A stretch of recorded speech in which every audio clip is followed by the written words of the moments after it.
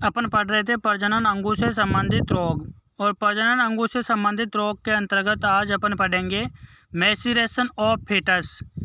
Mummification of foetus अपन ने पढ़ लिया था, और आज अपन पढ़ेंगे मैच्योरेशन ऑफ फीटस, जो काफ़ी इम्पोर्टेंट डिजीज है। मम्मीफिकेशन ऑफ फीटस और मैच्योरेशन ऑफ फीटस में अंतर है, जो आपको पता होना चाहिए। इसमें से एक क्वेश्चन 101% हर एग्ज़ाम में पूछा जाता है। एग्ज़ाम पॉइंट ऑफ व्यू की दृष्टि से काफ़ी इम्पोर्टेंट टॉपिक है ये आपका।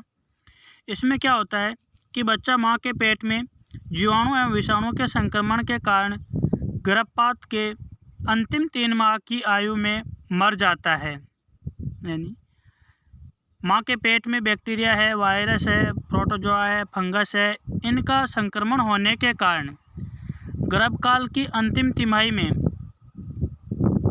नवजात फीटस है उसकी मृत्यु हो जाती है, और वह फीटस जीवाणु द्वारा माइक्रोबियल डाइजेशन करने से सड़ने लगता है।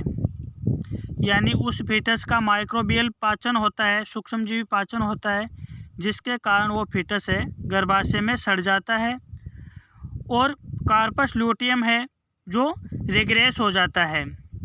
यानी ये फीटस है, ये सड़ेगा, सड़ने के कारण उसका फ्लूइड वगैरह एब्जॉर्ब हो जाएगा, और वो फीटस की जो सेल्स है वो भी एब्जॉर्ब हो जाएगी।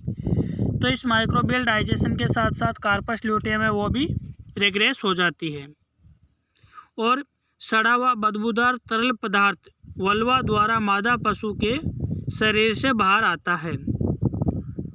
लेकिन मम्मीफिकेशन और फीटस में किसी प्रकार का फ्लूइड या स्राव नहीं आता था, और कार्पस ल्यूटियम है वो रिग्रेस नहीं हो रही थी। लेकिन मैच्योरेशन ऑफ फीटस में कार्पस ल्यूटियम रिग्रेस हो जाती है, और मादा पशु के वल्वा से डिस्चार्ज बाहर आता है। इसकी अपन एटियोलॉजी की बात करें तो मैच्योरेशन ऑफ फीटस के कौन कौन से कारण हो सकते हैं।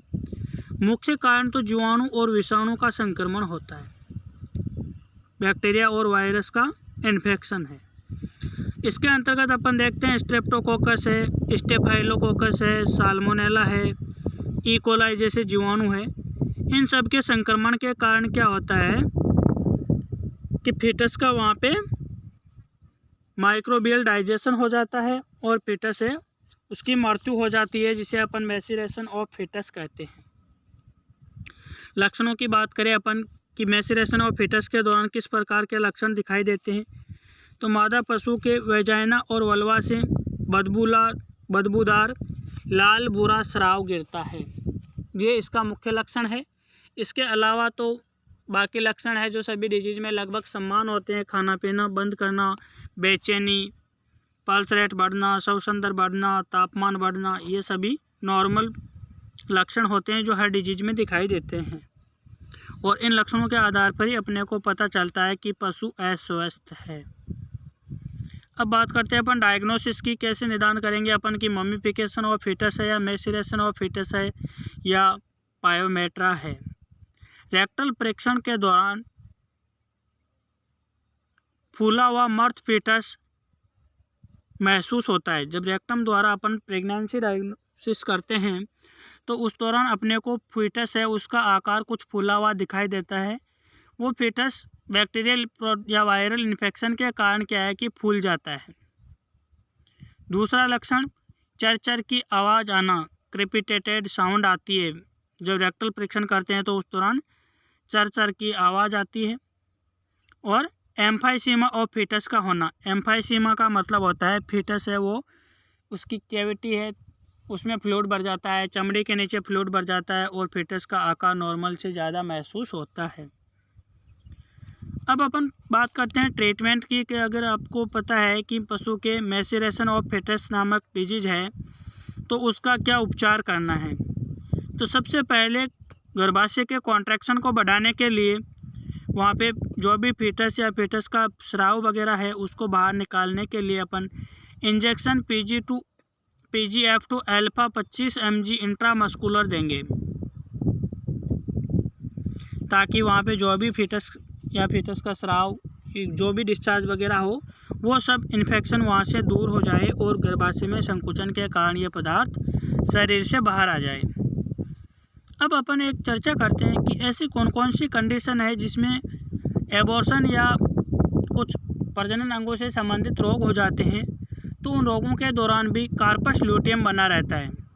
एक तो है आपके ममीफिकेशन ऑफ फीटस। जब पशु के ममीफिकेशन ऑफ फीटस नामक डिजीज हो जाती है तो पशु की कार्पस ल्यूटियम रिग्रेस नहीं होती। दूसरा है पायोमेट्रा। जब पशु के पायोमेट्रा डिजीज हो जाती है तो उस दौरान भी कार्पस ल्यूटियम रिग्रेस नहीं होती है और पशु हीट में नहीं आता है। सूडो प्रेगनेंसी और प्रेगनेंसी के दौरान कार्पस ल्यूटियम पाई जाती है। ये प्रजनन अंगों से संबंधित 4 डिजीज है जिनमें पशु के कार्पस ल्यूटियम रिग्रेस नहीं होता है। Mummification of foetus, pyometra, pseudo pregnancy और प्रेगनेंसी।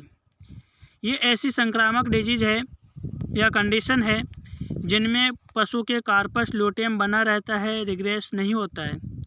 लेकिन मैसीरेशन ऑफ फीटस ऐसी प्रजनन अंगों से संबंधित बीमारी है जिसमें कार्पस ल्यूटियम रिग्रेस हो जाता है और पशु दोबारा हीट में आ जाता है, लेकिन गर्भाशय में इन्फेक्शन या संक्रमण होने के कारण वो पशु गर्भित नहीं हो पाता है। तो ऐसी कंडीशन को अपन मैसीरेशन ऑफ फीटस कहते हैं और ये कार्पस ल्यूटियम तो रिग्रेस हो ही जाएगा। इसके अलावा इसका सपोर्टिव ट्रीटमेंट है वो भी इसके साथ में दिया जाता है। तो ये आपके प्रजनन अंगों से संबंधित रोग का जो चैप्टर था वो चैप्टर है जो आज कंप्लीट हो जाता है। नेक्स्ट क्लास के अंतर्गत नेक्स्ट चैप्टर के बारे में चर्चा करेंगे।